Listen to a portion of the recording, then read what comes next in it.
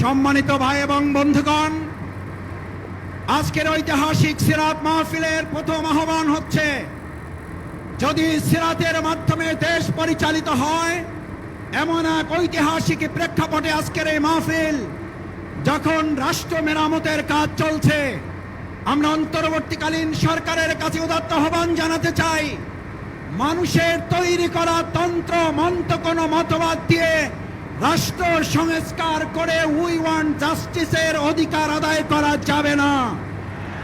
রাষ্ট্র মেরামতের সাথে এই সিরাতকে সংযুক্ত করে এদেশের 18 কোটি মানুষের দাবি আদায়কে সহজ করে দিতে হবে। যদি সিরাতকে সামনে রাখা হয়, তাহলে হযরত ওমরের মতো ব্যবসায়ী তৈরি হবে, আর না হলে সালমান এফ রহমান তৈরি হবে। সিরাতকে সামনে রাখলে হযরত ফাতেমা খাদিজা রাদিয়াল্লাহু তাআলা আনহা তৈরি হবে, আর না হলে পলাতক শেখ হাসিনা তৈরি হবে। বাংলাদেশের মানুষ সিরাতের মাধ্যমে সেই সোনালী যুগে ফিরে যেতে চায়। সম্মানিত ভাই এবং বন্ধুগণ, সিরাতের মাধ্যমে শিক্ষা ব্যবস্থা তৈরি করলে আজকে তৈরি হবে হযরত ওমর, খাব্বাব, হামজা, তিতুমীরের মত অনুসারী, আর না হলে তৈরি হবে হেলমেট এবং হাতুড়ি লীগের বাহিনী। আজ জানতে চাই, এই তৌহিদি জনতা হাতুড়ি লীগের হেলমেট চায় নাকি তিতুমীরের বাহিনী চায়?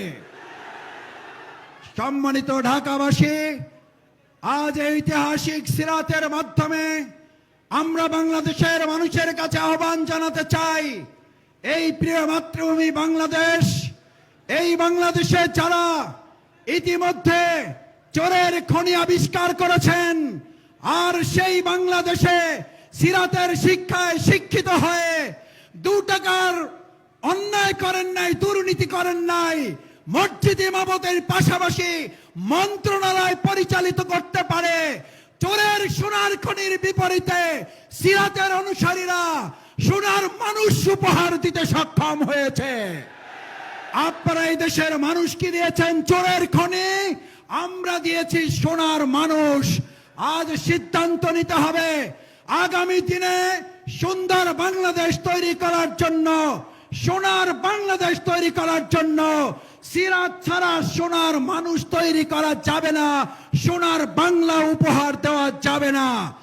আজ যদি 2 টাকার দুর্নীতি না করার চ্যালেঞ্জ এখনো নিতে কেউ না পারে, আজ এই জনগণের কাছে, লাখো হাজারো মা বোন ভাইদের কাছে জানতে চাই, আজকে সিরাতের মাধ্যমে সোনার মানুষ তৈরি করে সোনার বাংলা তৈরির আগামী দিনের সকল উদ্যোগের সাথে আমরা কি একতাবদ্ধ হয়ে কাজ করতে রাজি আছে?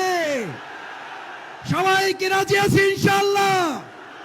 সম্মানিত ভাই এবং বন্ধুগণ, আসুন আজকের ঐতিহাসিক সিরাত মাহফিল থেকে আগামী দিনের দুর্নীতি চাঁদাবাজ মুক্ত, বিশেষ করে এখনো ফ্যাসিস্ট হাসিনা সরকারের দোসর যারা বিভিন্ন জায়গায় লুকিয়ে থেকে মৌলবাদের স্বপ্ন দেখেন, মৌলবাদের নাম দিয়ে যারা আমাদের ওলামায়ে কেরাম ইসলামপন্থী জনতার আন্দোলনকে কটাক্ষ করেন, হুঁশিয়ার না হলে 2024 সালের 5 আগস্ট একটা নয়, বারবার আসবে, বারবার আন্দোলন তার কারণে হবে।